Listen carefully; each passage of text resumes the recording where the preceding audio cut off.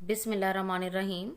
Today we will read the essay If I Were the Prime Minister of Pakistan.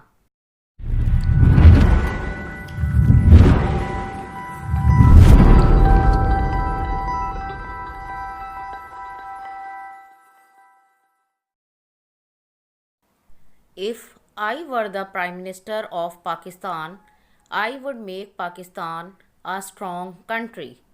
I would try to make Pakistani forces the most powerful in the world.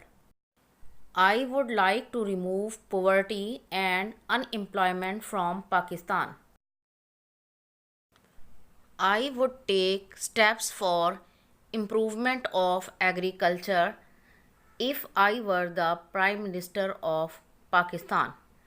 I would give old age pension and unemployment allowance to the needy persons. I would set up small scale industries in different parts of the country. I would establish new cities.